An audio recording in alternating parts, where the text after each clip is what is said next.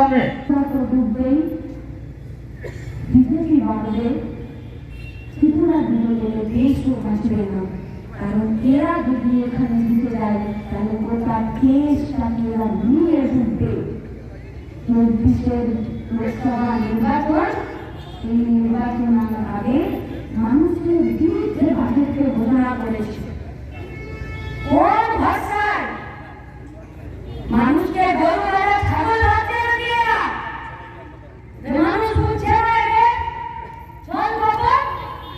তাহলে নির্বাচনের আগে এরা মানুষের বিরুদ্ধে আর্থিক নীতি নিয়ে এরা মানুষকে কোন আঙ্গিকে এরা ভোট দিতে বলছে। তাই গতকাল আমাদের প্রাক্তন এমএলএকে যেখানে আটকেছে আমাদের কর্মীরা লাল ঝান্ডা হাতে বলেছে ত্রিপুরার রাস্তা পাড়া গলিটা গুন্ডাদের দখলে যেতে দেব না, সেখানে ফিরে মিছিল করেছে। আর মানুষের কাছে ডাকে 16 তারিখে সাধারণ মানুষের ভোট, তাদের সাধারণ মানুষের মাথা উঁচু করে বেঁচে থাকার জন্য এই ভোট আমরা তাকে সাধারণ মানুষের পক্ষে নিয়ে যেতে পারি তার ব্যবস্থা করতে হবে। একটাই মুখে এদের কাছে জাদু আছে, সেটা হলো সন্ত্রাস।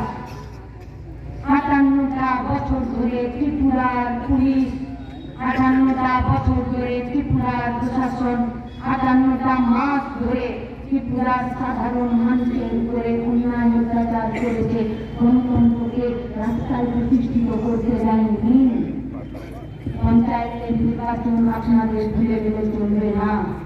হ্যাঁ, রান্নাতে যেমন একটু তেজপাতা দেওয়ার জন্য, গন্ধ দেওয়ার জন্য 2-4টা তেজপাতা দেয়, সেরকম পশ্চিমবঙ্গ থেকে কয়েকটা স্টোরেজের জলের বাটি আসছে বইটি, কিন্তু ওই তেজপাতাকে রান্না থেকে বের করে বিজেপি খাবে। সেই তেজপাতা সমেত নেবে না, নেবে না। আপনাদের কাছে আমরা দাবি করছি, আমরা আবেদন করছি, মাথা উঁচু করে বাঁচতে চাই। বলছে নিজের পেট ভরাতে চাই, নিজের পরিবারের পেট ভরাতে চাই, সব পথে চাকরি চাই। বলতে কি এলাকায় শান্তি সম্প্রীতি গণতন্ত্র চাইছি। বলতে কি এর বাইরে অন্য কোনো প্রতিশ্রুতি, এর বাইরে অন্য কোনো কাজের কথা বলেছে না। তাই আপনাদের কাছে আমাদের আবেদন, দীপঙ্কর দাকে ভোট দিন। দীপঙ্কর দাকে দেখতে পছন্দ না হলেও লাল ঝান্ডাটাকে দেখে ভোট দিন। লাল ঝান্ডা বাপের বেটা কোথাও বেইমানি করতে জানে না, রক্তে এদের চুরি নেই, এদের বেইমানি নেই, এরা রাস্তাতেও লড়তে জানে না, বিধানসভাতেও লড়তে জানে না। তাই দীপঙ্কর দাকে ভোট দেওয়া মানে